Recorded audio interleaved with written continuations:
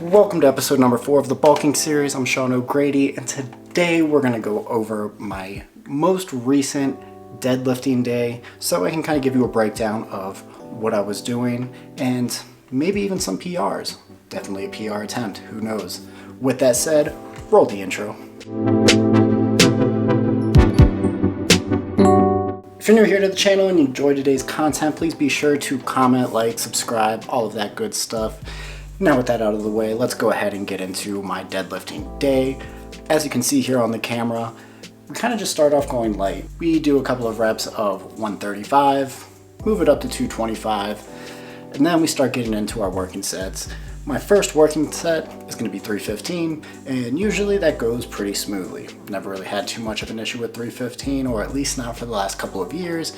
And if you've been following my deadlifting routine, then you probably have seen me do this a number of times. Now lately, my deadlifting routine has been kind of on one week and off the next week. And what I mean by that is 1 week I'll do 2 deadlifting days, and on my off weeks, quote unquote, I'll do 1 deadlifting day. This makes me feel fresh and rejuvenated from the week prior. So the first week was 2 deadlift days, the next week was 1, so on and so forth. Now, if you've been watching my shorts that I've been putting out here lately, then you probably have seen me do 365 for 4 reps. This was actually something that was relatively new and felt pretty good whenever I was going through my deadlifting days. And I realized that I could definitely push it with the increased calories that I've been consuming here lately, and definitely felt good to pull 365 for a few reps.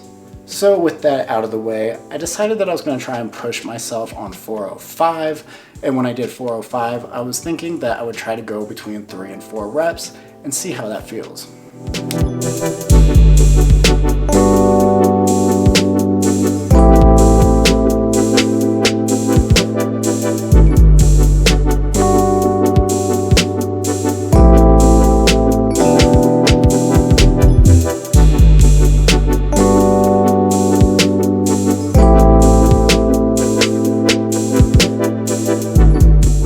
As you can see, I was able to get it for 3 reps, and I was pretty excited about this because technically speaking, that is actually a PR. I mean, a couple of months ago, or really like a month and a half ago, I guess now, 405 wasn't as attainable as I would have liked it to be.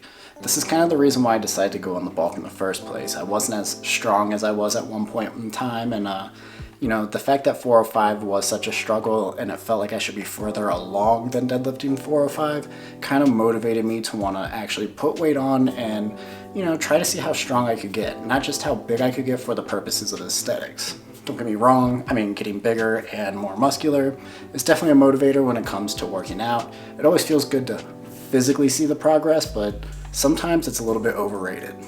Actually seeing myself pull 405 for more than 1 rep and do it for 3 at that is a pretty good feeling. Now I will say that I did previously try 425 and it didn't go great.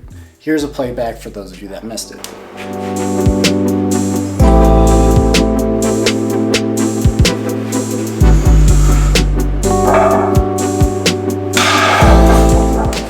As you can see, I wasn't able to get it up, and honestly, the bar didn't really move as far as I would have liked it to.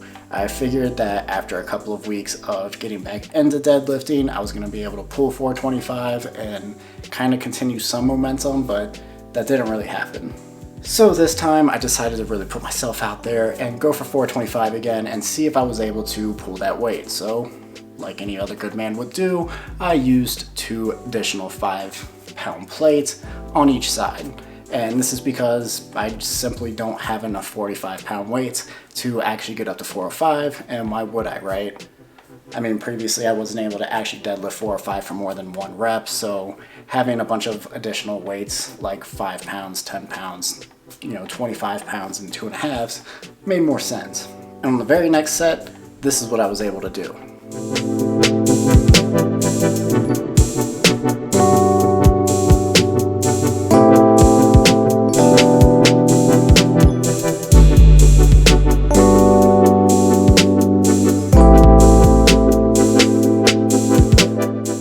Something look wrong there? Yeah, me being the genius that I was, getting a little too hyped up, I put 2 5s on one side and completely forgot to put them on the other side. I wasn't going to show that footage, but I decided that I was going to because back whenever I first started this whole entire bulking journey, I wanted to be fully transparent, and sometimes I do stupid things. So what do you do whenever you're in this position? You can try 425, push it and risk injury, or you can, take your losses and accept the fact that maybe today's not your day. I chose the first route. Now, I expressed this in some of my other videos, particularly in my last video in episode 3, that I was dealing with some injuries previously, but nothing too serious, so I decided to just push it. Here's how that rep ended up looking.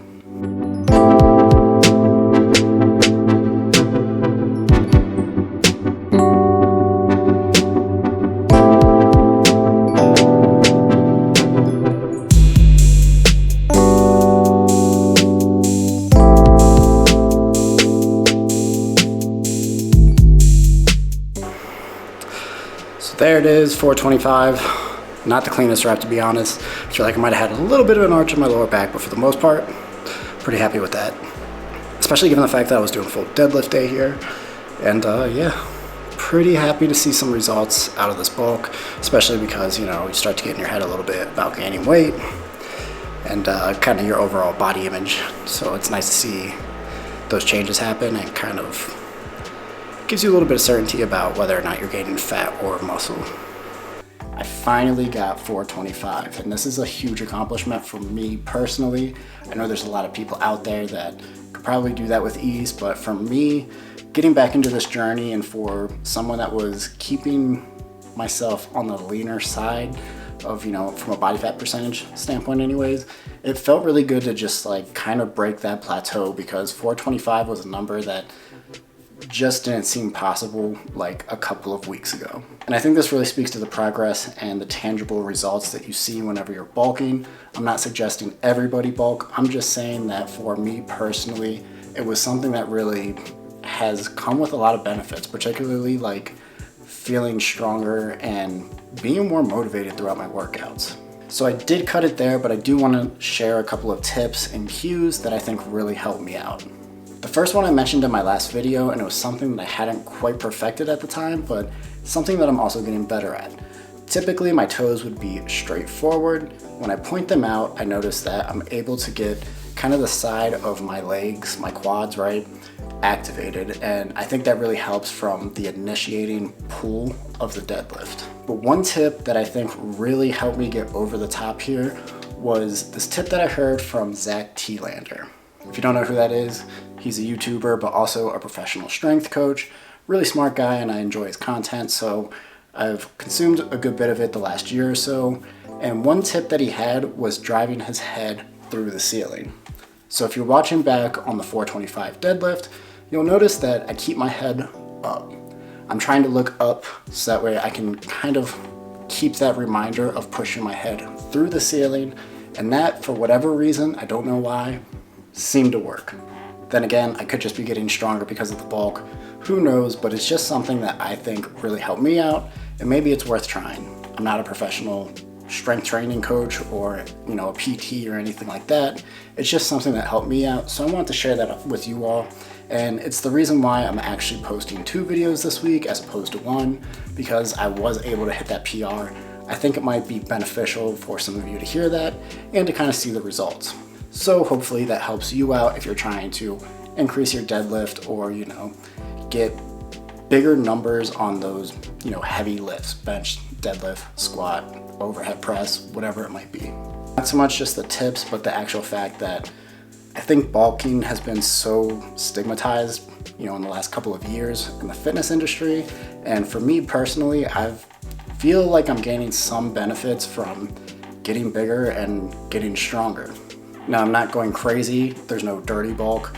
I might have 1, maybe 2 quote-unquote cheat meals, meaning that I'm eating out at a restaurant every week, but that's really just once or twice a week. And if I'm being honest, even whenever I was at my leanest, I was still doing the same thing. At the end of the day, it's a matter of calories in versus calories out, and so that was kind of what was able to keep me a little bit more sane at a lower body fat percentage. With that said, I do think that I've been bulking kind of the right way. I mean, I've really only gained about a pound, pound and a half each week, and some of those weeks are a little bit debatable just because some of that weight probably is water weight from, again, eating out. Typically throughout the week, my weight will fluctuate about a half pound, give or take. Anyways, that's it for today's video. If you enjoyed today's content, like I said, please be sure to comment, like, subscribe, all of that good stuff. If you made it this far, obviously I appreciate you. A lot of time and effort does go into these videos. I say this every video and I really do appreciate it. So with that said, until next time, keep it together.